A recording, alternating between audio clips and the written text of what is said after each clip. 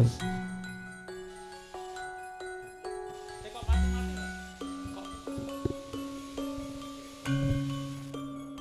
cek atur kasugengan kunjuk bareng kersa jenengan PLT Bupati Nganjuk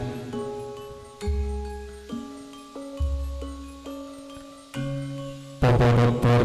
Dr. Andes Haji Marhem Jumadi SE SH MM MBA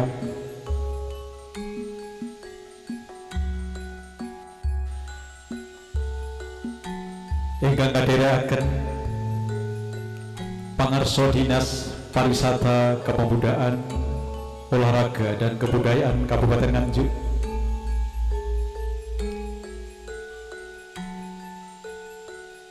ugi Camat Sawahan, Talah Kepala Desa Ngeliman,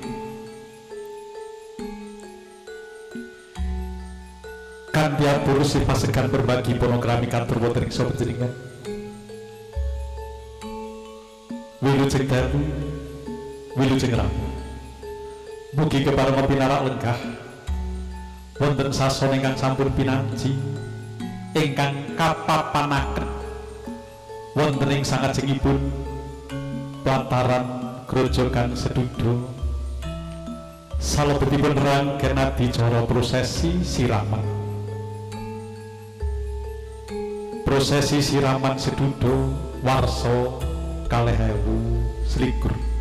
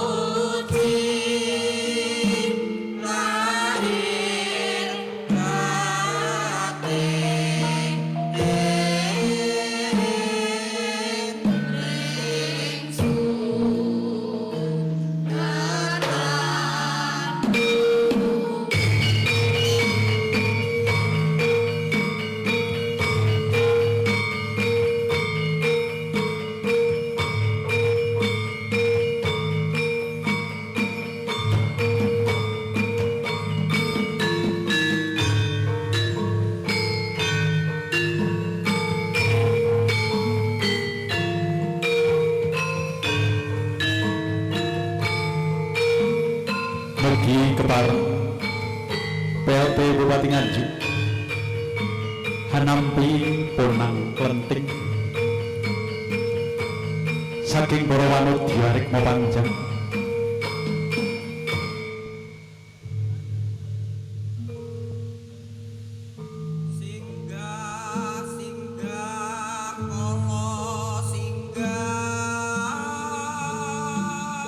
kebak dedonga lan puji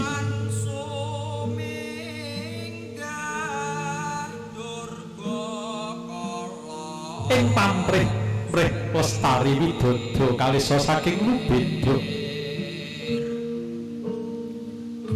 sing asira nawa panudya nawa ingkang ateges wilangan sanga wanudya wis ngarani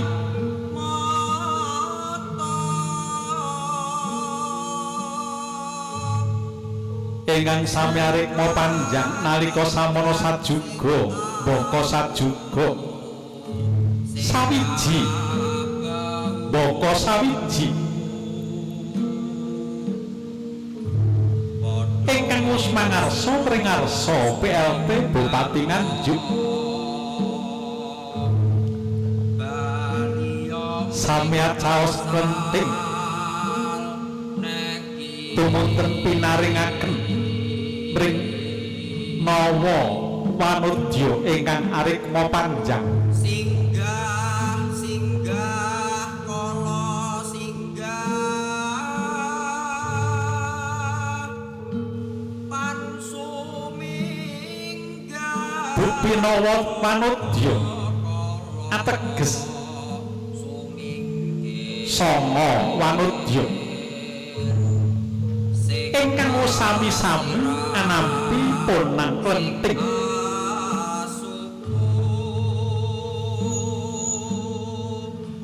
tumanggaping sasmita nalika samana yang Syafi'i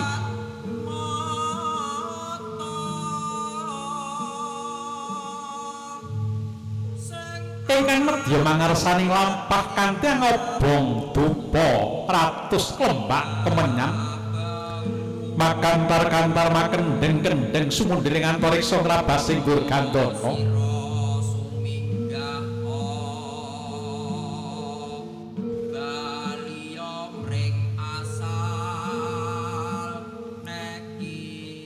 jroning lumaksana kang kanthi kebak paminta kebak dedonga tumunten kadherekaken para Jaka Muda tumaruna miwah PLT Bupati Nganjuk jroning adicara sawur puspita mangkono lamun to kadulu sanadyan ing wanci ratrining kamulyan sajak angidit silir angine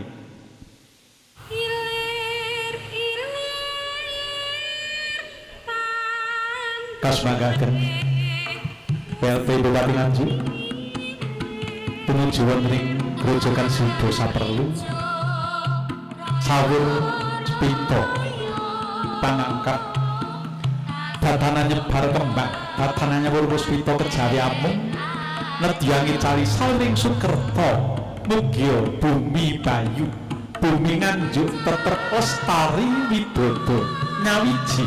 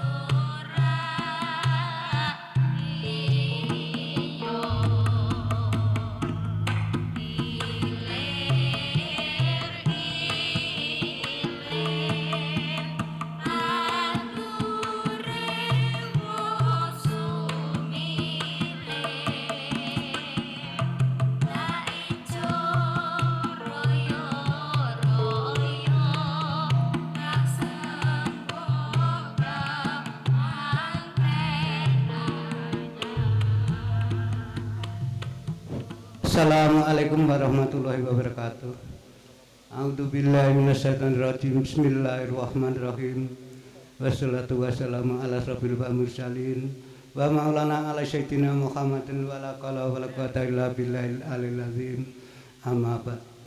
Nuwun dumateng Bapak Bupati ingkang kawula hormati saha setapipun ingkang kawula hormati utawi dinas-dinas saking pariwisata kalian kebudayaan ingkang dipun mulyakaken Allah.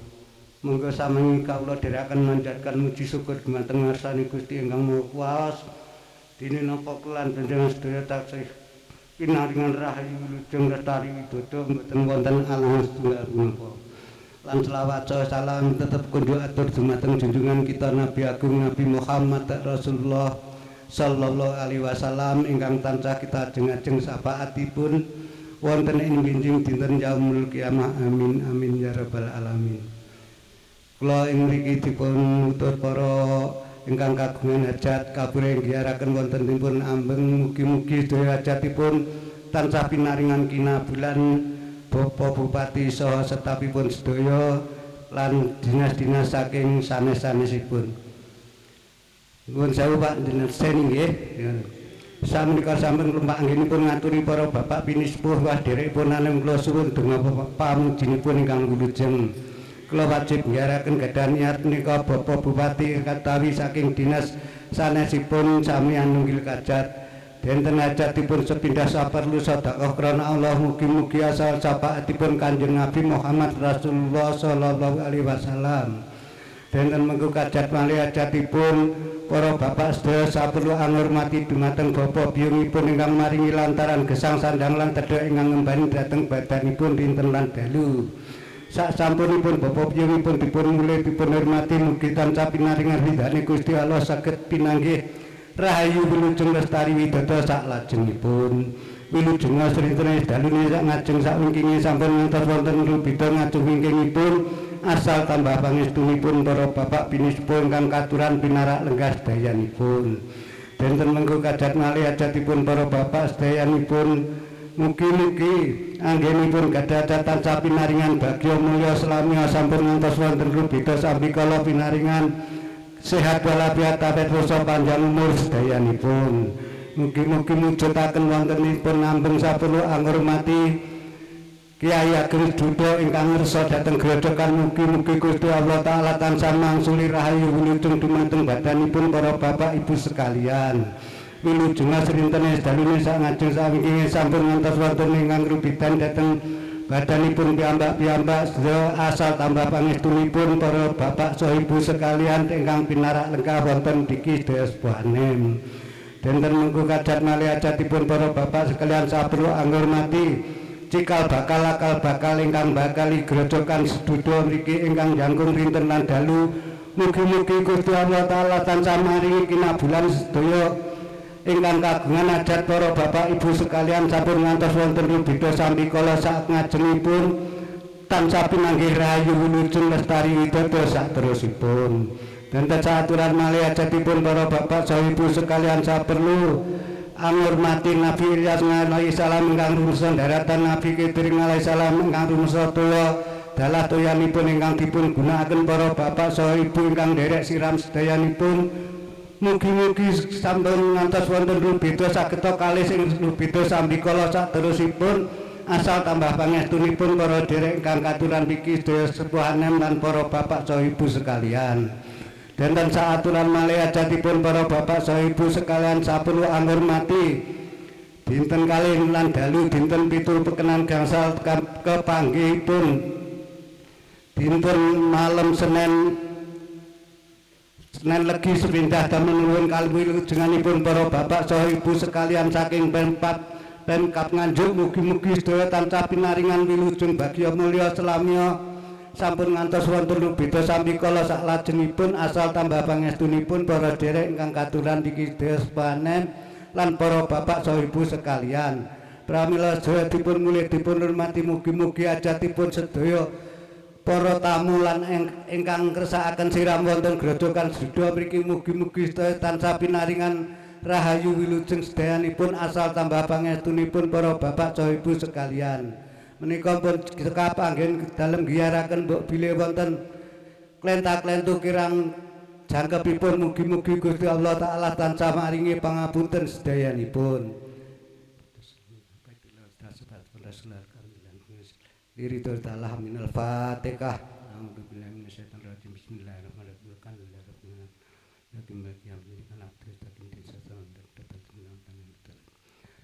A'udzubillahi minasyaitonir rajim. Bismillahirrahmanirrahim. Allahumma sholli ala sayyidina Muhammad wa ala sayyidina Muhammad. Sekabati Rasulullah jemail alhamdulillahirabbil alamin. Allahumma inna nas'aluka keselamatan fitini wa abiyatan bidasati wa abiyatan bilimi wa barakatan birezeki wa tobatan qabla maut wa rahmatan indal maut. Allahumma amin alaina fi sakaratil maut wa najatan minan nari wa indal hisab.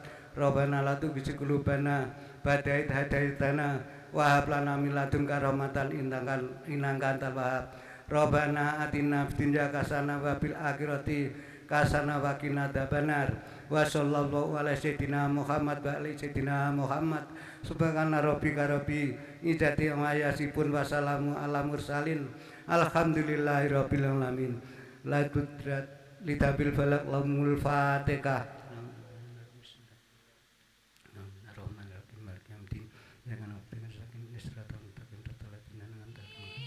Assalamualaikum warahmatullahi wabarakatuh.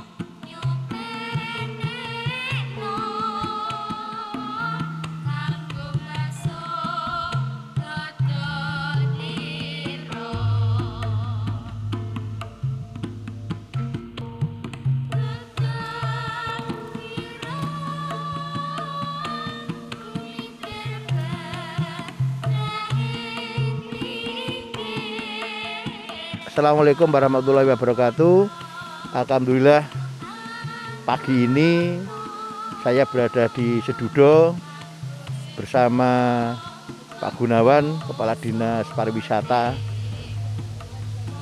Pemuda dan Olahraga, didampingi juga bersama-sama kita Pak Edi, Ketua Komisi 4, dan Pak Eko, Komisi 3 gitu. Alhamdulillah inilah nyawiji pemerintahan itu terdiri atas Pemda, eksekutif dan legislatif. Ini namanya baru nyawiji. Kegiatan pagi-pagi hari pun kita selalu bersama-sama. Dan hari ini adalah rangkaian bulan Muharram atau di Jawa istilahnya bulan Suro. Dan pas malam hari ini adalah malam ke-15, pas bulan purnama bulat-bulatnya. Pada tanggal 15 bulan Suro kita ada acara prosesi siraman yang setiap tahun kita lakukan. Cuma karena suasana pandemi kita laksanakan pada malam hari dan pesertanya terbatas. Kalau kita lakukan pada siang hari, saya yakin pasti yang ikut, yang melihat, yang menonton pasti banyak sekali. Maka akan timbul kerumunan. Maka dari itu panitia, di dalamnya adalah Dinas Pariwisata, kita minta untuk melaksanakan tetap protokol kesehatan dan peserta pun terbatas. Dan ini adalah kegiatan budaya yang selalu kita lakukan tiap tahun di Sedudo ini dalam rangka prosesi siraman. Tadi kita mulai dari penyambutan, ada 9 dayang-dayang yang masih perawan, rambutnya panjang. Terus kemudian ditambah jejaka, jumlahnya 5 orang. inilah simbol dari kalau ada prosesi siraman itu kita disambut oleh dayang-dayang tadi sama jejaka. Dan prosesinya kita mandi bersama-sama di areal Sedudo itu. Tadi juga kita mandi bersama semuanya. Juga kita berharap dengan prosesi ini kita serahkan kepada Allah Subhanahu wa taala, kita pasrahkan kepada Allah Subhanahu wa taala.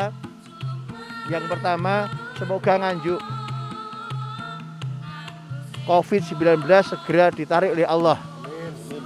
Karena yang punya COVID ini adalah yang di atas. Kita tidak akan melawan, tapi kita berserah diri, kita ikhlas memohon pada Allah Subhanahu wa taala. Yang kedua, kita berharap bahwa selama bulan Muharram atau Suro, Nganjuk dijauhkan dari mara bahaya, segala penyakit yang menimpa pada masyarakat, menimpa pada pejabat, dan kami semua yang juga mohon didoakan. Kami semua yang ada di sini maupun yang tidak berada di sini, Forpimda, pimpinan dewan, di eksekutif, semoga menjadi pejabat yang amanah dan sampai berakhirnya jabatan menjadi pejabat yang husnul khotimah. Dan kita berharap dengan prosesi siraman ini kita mohon pada Allah semoga Kabupaten Nganjuk menjadi kabupaten yang gemah ripah loh jinawi.